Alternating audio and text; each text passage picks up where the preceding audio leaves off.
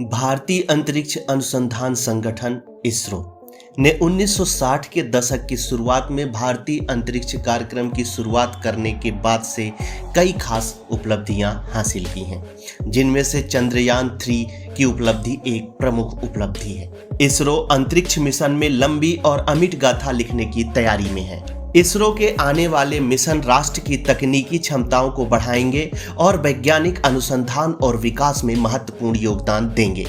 इसरो मौसम विज्ञान, संचार, टेली एजुकेशन और टेली मेडिसिन जैसे अलग अलग क्षेत्रों में मानव जात की बेहतरी के लिए पुरजोर कोशिश कर रहा है। यहाँ इसरो के कुछ ऐसे ही प्लान किए गए मिशंस के बारे में हम आपको बताने जा रहे हैं। सबसे पहले शुरुआत करते हैं आदित्य L1 मिशन की। आदित्य L1 सूर्य का अध्ययन करने वाला पहला भारतीय मिशन बनने जा रहा है। 400 किलोग्राम के उपग्रह को सूर्य पृथ्वी प्रणाली के लैग्रांजियन पॉइंट L1 के चारों ओर एक प्रभामंडल कक्ष में प्रक्षेपित किया जाएगा। लैग्रांजियन बिंदु अंतरिक्ष में ऐसे बिंदु होते हैं जहां पर वहां भेजी गई वस्तुएं वैसे ही वहीं रहती हैं। ऐसे पॉइंट में L1 सबसे अहम है। L1 पृथ्वी में 1.5 मिलियन किलोमीटर की दूरी पर स्थित है। इसरो के इस आदित्य L1 को लैग्रांजियन पॉइंट L1 के आसपास ही रखा जाएगा। इससे यह लगातार सूर्य को देख सकता है। उपग्रह कुल 7 पेलोड से लैस होगा, जिसमें विजिबल एमिशन लाइन कोरोनोग्राफ भी होगा। पेलोड वह वस्तु है जो प्रक्षेपण यान ले जाता है। इस मिशन का मुख्य उद्देश्य सूर्य के कोरोना यानी प्रभामंडल का निरीक्षण करना है। प्रभामंडल से मतलब सूर्य के चारों तरफ दिखाई देने वाले प्रकाश से है। इस प्रोजेक्ट का मकसद सूर्य के अंदर होने वाली गतिशील क्रियाओं को समझना है। अब बात करते हैं गगनयान मिशन की। गगनयान पहले चालक दल वाला गगन मिशन 2023 में लॉन्च किया जाएगा। इसमें अंतरिक्ष ट्रेनीज को ही टेस्ट पायलट्स के पूल के लिए चुना जाएगा। इसके लिए उन्हें फिटनेस टेस्ट, मनोवैज्ञानिक और एरोमेडिकल मूल्यांकन से गुजरना होगा। यदि गगनयान 3 सफल होता है तो सोवियत संघ, संयुक्त राज्य अमेरिका और चीन के बाद भारत स्वतंत्र रूप से मनुष्यों को अंतरिक्ष में भेजने वाले चौथे देश की श्रेणी में आ जाएगा। इसके बाद भारत का अगला फोकस अंतरिक्ष में लगातार मानव मौजूदगी हासिल करने पर होगा। अब बात करते हैं इसरो के अगले मिशन शुक्रयान प्रथम की। शुक्रयान प्रथम भी इसरो का एक योजनाबद्ध मिशन है, जिसका उद्देश्य शुक्र की सतह और वातावरण का अध्ययन करना है। इसके लिए सतीश धवन अंतरिक्ष केंद्र से GSLV Mark 3 रॉकेट के ऊपर शुक्र के लिए एक ऑर्बिटर लॉन्च किया जाएगा।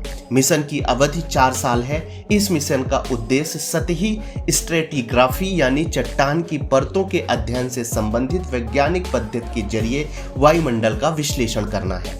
इसके साथ ही यह शुक्र के आयन मंडल और सौर हवा के एक दूसरे पर प्रभाव का अध्ययन भी करेगा। शुक्रयान प्रथम दिसंबर 2024 में लॉन्च होने की उम्मीद है।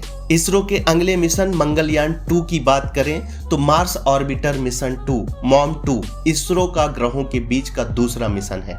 इसके 2025 में लॉन्च होने की उम्मीद है।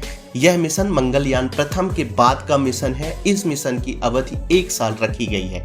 टाइम्स ऑफ इंडिया की एक रिपोर्ट के मुताबिक मंगलयान 2 मिशन में सिर्फ एक ऑर्बिटर होगा। मंगलयान 2 को सतीश धवन अंतरिक्ष केंद्र से GSLV Mark 3 रॉकेट के ऊपर लॉन्च किया जाएगा।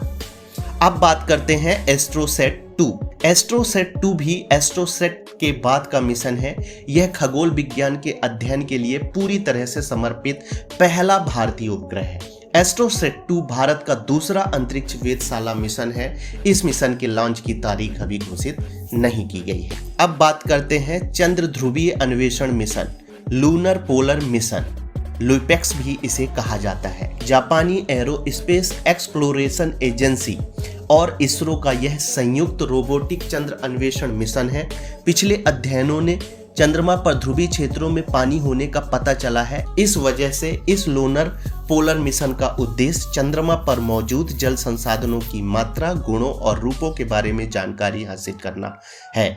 इसके जरिए भविष्य में स्थायी अंतरिक्ष अन्वेषण गतिविधियों के लिए चंद्रमा के जल संसाधनों को वास्तविकता में इस्तेमाल करने में मदद मिलेगी। जापानी एरो स्पेस एजेंसी की आधिकारिक वेबसाइट के मुताबिक मिशन का उद्देश्य चंद्रमा के जल संसाधनों के वितरण, स्थितियों, रूपों और अन्य मापदंडों को समझना है। इसके जरिए इसरो और जापानी एरो स्पेस एजेंसी जाक्सा निम्न गुरुत्वाकर्षण आकाशीय पिंडों की सतह का पता लगाने के लिए आवश्यक तकनीक में सुधार करना चाहते हैं। मिशन की अवधि 6 महीने की होगी। इसकी 2025 में लॉन्च होने की उम्मीद है। Nisar, NASA ISRO synthetic aperture radar.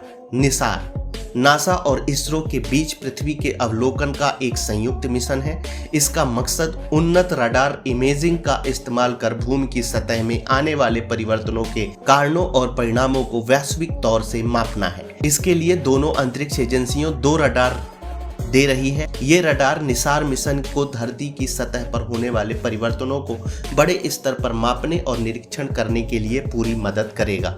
ये रडार इस काम के लिए पूरी तरह से सक्षम है।